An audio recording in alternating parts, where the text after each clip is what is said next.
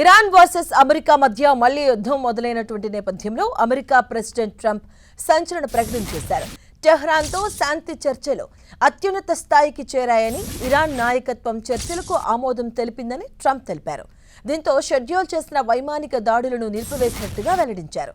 ఇరాన్తో ఒప్పందానికి సంబంధించి అన్ని అంశాలకు ఇందులో భాగస్వామ్యమైనటువంటి America, Israel, Saudi Arabia, UAE, Qatar, Turkiye, Pakistan, Bahrain, Kuwait, Jordan, ఈజిప్టులు ఆమోదించాయని పేర్కొన్నారు.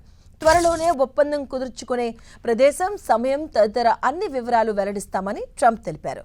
అయితే దౌత్య చర్చల్లో పురోగతి ఉన్నప్పటికీ ఒప్పందం పూర్తయ్యే వరకు ఇరాన్ నౌకల దిగ్బంధనం కొనసాగుతుందంటూ స్పష్టం చేశారు. ఇక అంతకుముందు ఈ రాత్రికి ఇరాన్పై భీకర దాడి తప్పదంటూ హెచ్చరించారు ట్రంప్. హర్మోజ్ జలసంధిని మూసివేయడం, యుఎస్ బేస్లపై దాడులు చేయడంపై మండిపడ్డారు. ఈ రాత్రికి ఇరాన్కు కాలరాత్రి అంటూ వార్నింగ్ ఇచ్చారు. ఇప్పటికే ఇరాన్ నౌకాదళం, వైమానిక దళం తుడిచిపెట్టుకుపోయాయని, రాడార్, క్షిపణి వ్యవస్థను నాశనం చేశామని చెప్పారు. ఇకపై ఇరాన్ చమురు, గ్యాస్ కేంద్రాలను స్వాధీనం చేసుకుంటామని, చమురు, గ్యాస్ మార్కెట్లపై పూర్తి నియంత్రణ సాధిస్తామన్నారు. అతి త్వరలోనే కర్గ్ ద్వీపాన్ని స్వాధీనం చేసుకుంటామని చెప్పారు ట్రంప్. ఇక ఈ కామెంట్స్ చేసిన కొన్ని గంటల్లోనే ట్రంప్ యూటర్న్ తీసుకున్నారు. చర్చలు అత్యున్నత స్థాయికి వెళ్లాయని, అందుకే దాడులను ఆపివేస్తున్నట్టుగా ప్రకటించారు. మిడిల్ ఈస్ట్లో ఉద్రిక్తతలు ప్రపంచ ఆర్థిక వ్యవస్థపై తీవ్ర ప్రభావం చూపించాయి. ముఖ్యంగా ఇరాన్, అమెరికా మధ్య జరిగిన యుద్ధం చమురు ధరలు భారీగా పెరుగుదలకు కారణమైంది. అయితే తాజాగా అమెరికా అధ్యక్షుడు డొనాల్డ్ ట్రంప్ ఇరాన్పై దాడి ప్రణాళికలను రద్దు చేసినట్టుగా ప్రకటించడంతో అంతర్జాతీయ చమురు మార్కెట్లలో ఊహకందని మార్పులు జరిగాయి. ట్రంప్ ప్రకటన అనంతరం చమురు ధరలు గణనీయంగా తగ్గాయి.